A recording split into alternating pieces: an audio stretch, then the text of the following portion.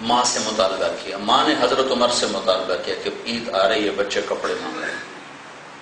یہی موقع ہوتا ہے جب لوگ پھسلتے ہیں۔ تو عمر نے فرمایا میرے پاس تو پیسے کوئی نہیں، پیسے کوئی نہیں۔ تو اب دونوں میاں بیوی سر جوڑ کے بیٹھے ہیں کہ بچوں کی خواہش کیسے پوری کریں۔ تو فاطمہ بنت عبد الملک کی ایک ترکیب آئی، وہ کہنے لگی آپ ایسا کریں، اگلے مہینے کی تنخواہ آپ ایڈوانس لے لیں، میں اس سے کپڑے سی لیتی ہوں اور گھر کا خرچہ میں گھر بیٹھ کے کوئی مزدوری کر کے پورا کر لوں۔ ان کا ہاں یہ ہو سکتا ہے۔ تو وہ تشریف لے گئے اور اپنے خزانچی کو بلایا، وزیر خزانہ مزاحم، کہا بھائی ہمیں اگلے مہینے کی تنخواہ ایڈوانس چاہیے، ہم نے بچوں کے کپڑے بنائے۔ تو مزاحم نے کہا آپ مجھے لکھ کر دے دیں کہ آپ اگلا مہینہ زندہ رہیں گے، میں آپ کو تنخواہ ایشو کر دیتا ہوں، میں آپ کو تنخواہ دے دیتا ہوں۔ تو کہنے لگے اللہ تجھے روشن کرے، تو نے مجھے روشن کر دیا۔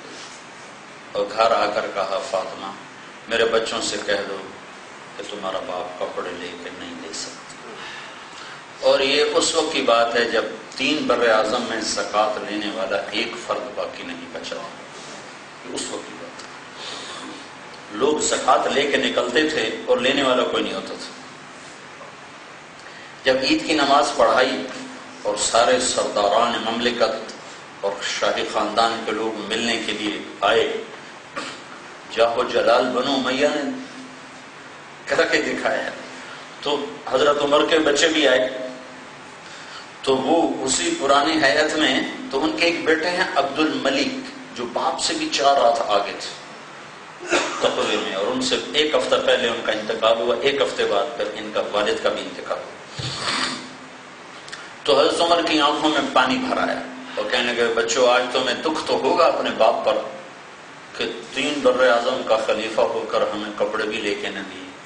تو عبد الملک نے کہا نہیں امیر المومنین، آج ہمارا سر بلند ہے کہ ہمارے باپ نے خیانت نہیں کی ہے، آج ہمارا سر بلند ہے، ہمارے والد نے خیانت نہیں کی۔ حکومت ہے، 3 بر اعظم پر حکومت ہے۔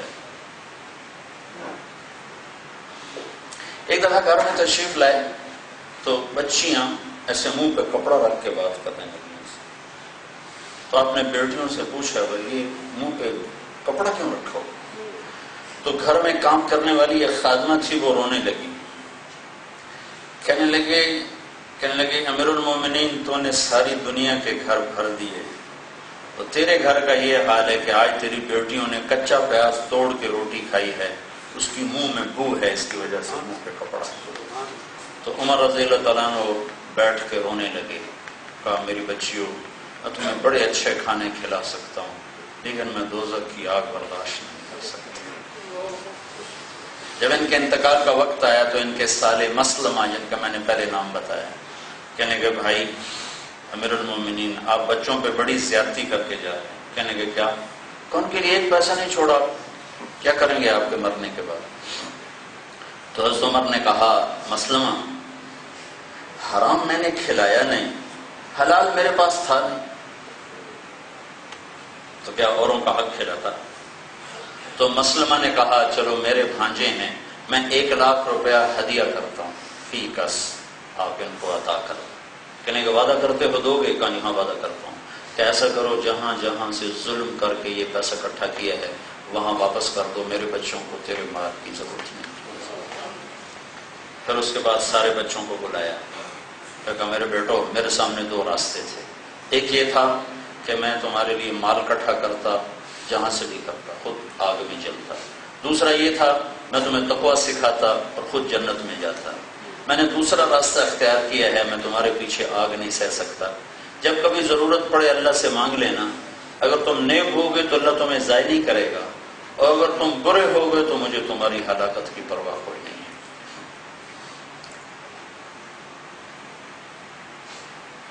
آج ان کا انتقال ہو رہا ہے، تو رجا کو بلا کر کہہ رہے ہیں کہ رجا مجھے قبر میں اتارنے کے بعد دیکھ لینا میرے ساتھ کیا ہوتا ہے۔ تو ان کی میت کو چارپائی کے قریب چارپائی سمیت ان کی میت کو قبر کے قریب کیا گیا، اور میت اٹھانے کے لیے اب لوگ پڑھ رہے ہیں کہ وہ رومال لاؤ، یہ لاؤ، وہ لاؤ، پھر تیز ہوا کا جھونکا آیا اور ایک پرچہ یوں لہراتا ہوا عمر کی چھاتی پہ آ کے گر گیا۔ تو لوگوں نے پرچے کو اٹھا کے دیکھا تو اس پہ لکھا تھا بسم اللہ الرحمن الرحیم، براءۃ من اللہ لعمر بن عبد العزیز من النار، اللہ نے عمر کو جہنم سے آزاد کر دیا مرنے سے پہلے۔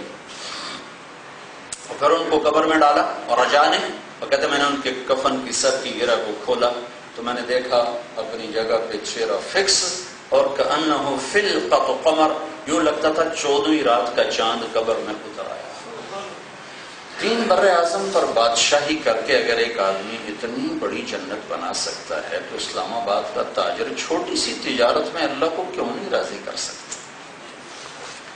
ترجیحات بھائیوں بدلنی پڑیں گی، ترجیحات ہماری زندگی کی بنیاد ہے، جو حضرت علی رضی اللہ تعالیٰ عنہ کا فرمان ہے اپنے بچوں کو نصیحت وصیت لکھوائی، آخری ایام میں وصیت لکھوائی، اس کے چند الفاظ احی قلبک بالموعظہ ونورہ بالحکمہ وقوہ بالزہد وظللہ بالموت وقررہ بالفناء واعرض علیہ اخبار الماضین وصل فی دیارہم وانظر فی آثارہم این حلوا فإنک ترى قد انتقلوا من دار الغرور ونزلوا في دار الغربة فإنك سرت كأحدهم فلا تبع آخرتك بدنياك بل بع دنیاک بآخرتک۔ یہ سارا مضمون ہے۔ کس کو وصیت ہو رہی؟ جو جنت کے پہلے سے ہی سردار ہیں، یعنی مجھے آپ میرے نبی نے کہا حسن حسین جنت کے نوجوانوں کے سردار ہیں۔ عمل ابھی شروع ہی نہیں، ابھی تو ماں کا دودھ بھی نہیں چھوٹا، اور میرے نبی نے بشارت دی کہ حسن اور حسین جنت کے نوجوانوں کے سردار ہیں، اور میری بیٹی فاطمہ جنت کی عورتوں کی سردار ہے، اور علی کا گھر میرے گھر کے سامنے ہے۔ یہ اتنے بڑی بشارتوں والے لوگ ہیں۔ آپ نے دونوں کو اٹھایا۔ عرب میں بچہ اٹھانا عیب تھا، عرب سردار بچہ اٹھائے عیب تھا، اور اٹھا کے باہر آنا اس سے بڑا عیب تھا۔ تو آپ نے دونوں کو اٹھایا، یہاں پر اٹھاؤ تو کچھ معقول ہوتا ہے، یہاں بٹھایا، یہاں ایک کو اس کندھے پر ایک کو اس کندھے پر، اور ان کو یوں سہارا دے کر باہر بھری مجلس میں آ گئے۔ ایک بدو تو پاگل ہو گیا، وہ تو تصور نہیں کر سکتے تھے کہ یہ اتنا بڑا رسول یہ کام کرے گا۔ تو میں نے کہا یا رسول اللہ یہ کیا کر رہے ہیں؟ آپ کو ان سے اتنا زیادہ پیار ہے؟ ہاں ہاں، مجھے ہی نہیں اللہ بھی ان سے پیار کرتا ہے، اور میرے اللہ کا وعدہ ہے جو ان سے پیار کرے گا ان سے بھی اللہ پیار کرے گا، جو ان سے بغض رکھے گا اللہ ان سے بغض رکھے گا، جو ان سے پیار کرے گا اللہ ان سے پیار کرے گا۔ آگے حضرت عمر تھے، کہنے لگے او بہت بڑی سواری ہے بھائی، بہت بڑی سواری ہے بھائی۔ تو آپ نے فرمایا سوار بھی تو دیکھو کتنے بڑے سوار ہیں۔ ان کو وصیت لکھوائی جا رہی، جنتی و جنتی کو وصیت لکھوا رہا ہے، احی قلبک بالموعظہ، میرے بیٹے دلوں کو زندہ رکھنا قرآن کے ساتھ۔ جب اسلام آباد کے تاجر کو سال گزر جائے قرآن کی شکل ہی نہ دیکھے تو دل زندہ ہے کہ مر چکا ہے؟